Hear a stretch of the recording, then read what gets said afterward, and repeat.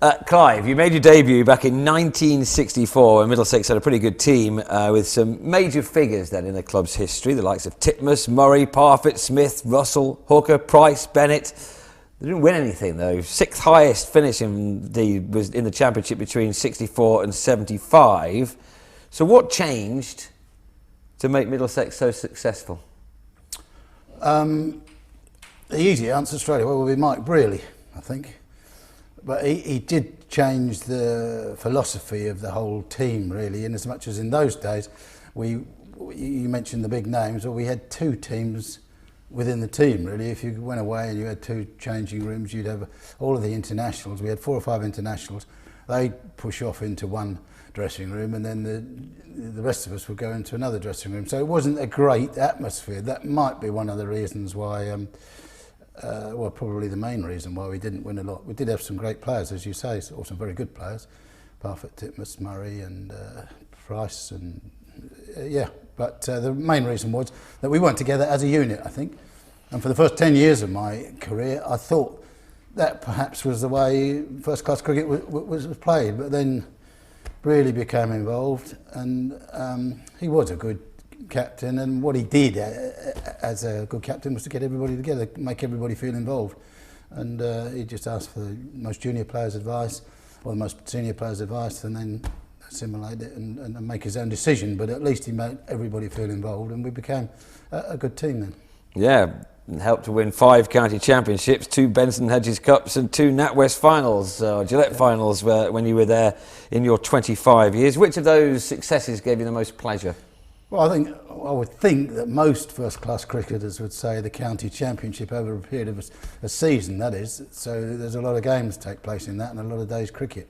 But obviously the standout points are the finals that you play in here, and I don't know how many you got down there, but it must have been 5, 6 or 7, I think, that I played in the Gillette and the NatWest and the whatever the other one became, but the one that I really remember, and I remember that above all games that I played in, on whether it was on village greens or whatever it was the Benson and Hedges final against Essex. And well, the reason that I remember it for was because we were just losing it, and in those days they had a lunch break and they had a tea break, which they don't now. They have just the one break. But at tea, they were something like 120 for 1 chasing 187, and all of the Middlesex fans were trooping out of the ground, and by some miraculous, I don't know, it's just one of those occasions where everything went for us, and we finished up by winning by about 5 runs. The finals, of course, played at Lord's, where you were playing for Middlesex as well. Do you think that helped you and your teammates in finals? I suppose it did. I didn't think about it at the time, but some of the people who came here, I think they got the hump a bit that we were sort of playing on our home ground, in as much as just after all of those finals that you're talking about, I think that somebody suggested that, well, we'd better have a toss of a coin for the dressing room, for the home dressing room, because it's not your home fixture really. And nobody thought about that before, but well, obviously some of the opposition had, we hadn't. But, so after that, they had to toss for who was. So if Middlesex were playing here in the final, I think they might, since those ones, I think they've been moved up the other end on a couple of occasions when they've had finals. So it was obviously a bit of a. You talk about the slope and things like that, but most of the guys who we would have been playing against would have played here quite a bit. So that, but it's always nice to play on your own home ground, I'm sure. You had a wonderful first-class career, more than 24,000 runs, but you were kind of well known for your performances in limited overs and particularly finals. What was it about that form of the game that brought the best out of you? Well, I don't think I would have been as well known now probably in it, because now it's largely about big hitting, whacking the ball over the boundary for 4s and 6s and things like that. But I used to be able to nick and nudge, and I was fortunate. I was usually either batting with Mike Gatting or Roland Butcher. Probably a lot of those games I would have sort of been in between those two, and I'd be nudging your 1s and 2s and keeping the scoreboard ticking over, while they would be. I would probably be scoring at 2 and over while they were scoring at 4 and over. So I was lucky in that respect. But I just managed to keep the scoreboard ticking over without. I wasn't that flamboyant, but just take 2s down to third man's when third man when the other people would perhaps be getting one, and just keep the score ticking over. You did it best of all in finals. You won the man of the match. You won lots of man of the matches, but 3 in finals. Your memories of those? One was in 77, 83 and 84 against Glamorgan, Essex and Kent. Yeah, once again, I mean, I don't want to... They were pretty good performances, but I don't want to be... It's a matter of luck and being in the right place at the right time. I can remember one of those against Glamorgan when I got dropped first ball by Collis King, just straight in at first slip. They really got out first ball. I was still through there in the loo actually, and I heard a big cheer, and really had got out first ball, and I was number 3. So I had to race in here and get my gloves and bat and that, and raced out there, and Nash, left arm over, was swinging the ball quite a lot, and I got a nick straight to Collis King at first slip, just waist height, and it went down, and that probably, and the ball was still swinging about a bit, but so if we'd lost another wicket, it would have probably been a different story. But it's just a lot of luck was involved, but I did enjoy the finals, certainly. Tell us how you came to play for Middlesex. Previously you were with Norfolk, so how did you get involved with the Middlesex setup?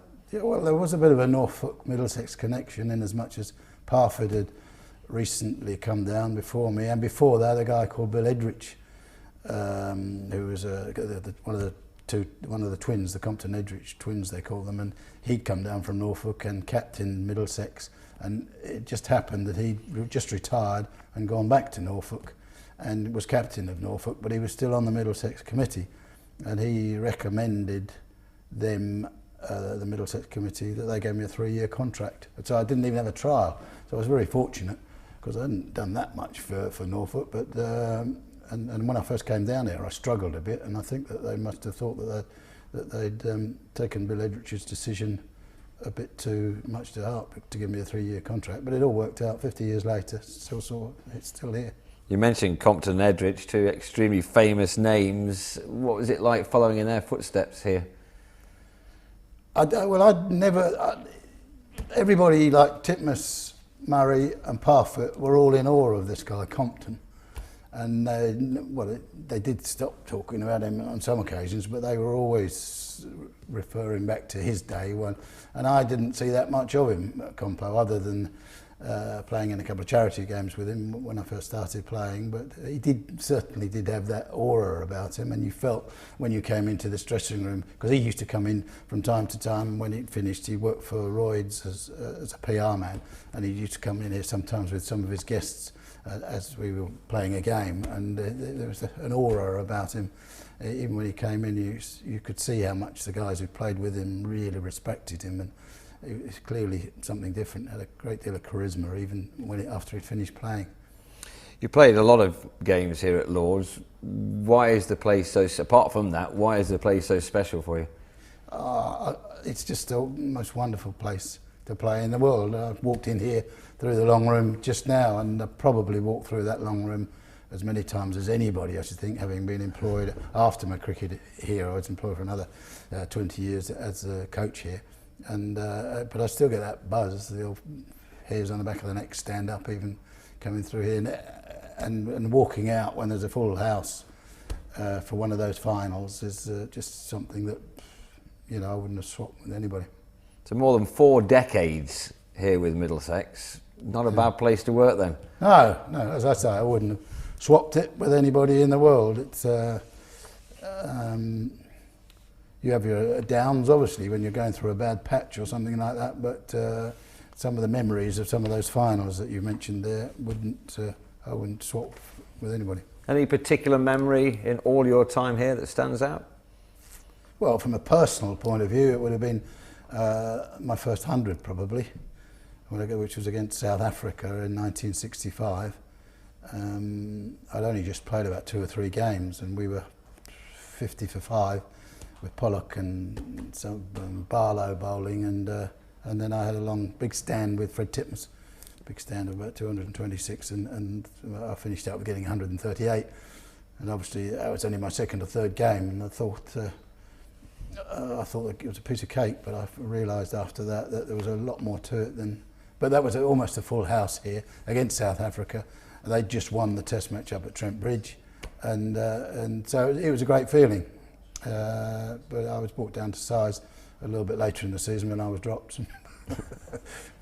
Lots of young cricketers would love to have those feelings, would love to have your experience. Here's a man who can offer them plenty of advice from what you've been through. So what would you to say to young cricketers watching this?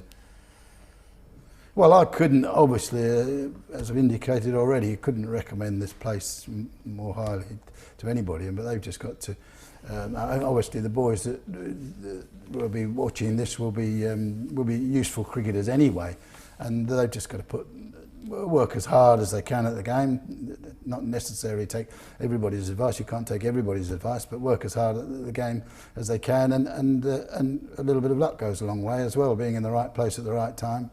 But as I say, if they want to play cricket here and they get the opportunity to, it's the greatest feeling in the world.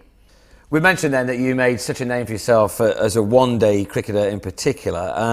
Do you think players of today should embrace one-day cricket as much as they do, or should they strive to succeed in the first-class game and pursue Test honours? Well, absolutely, they should embrace it. I don't want to go overboard with it, but in my era, I was groomed on the three-day cricket.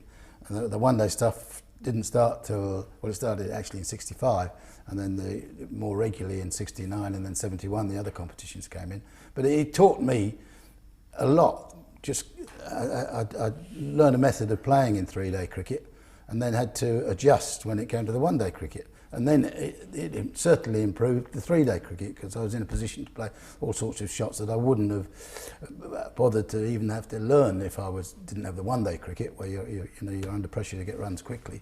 So I think they should embrace the lot. It's just a question of getting your mind right for each of the games when you get out there, and you don't want the one-day cricket too much to affect too much the 3 or 5-day cricket. If you're playing Test match cricket, that's when you've got to get it back into that mode, I think, and get a little bit tighter, sort of.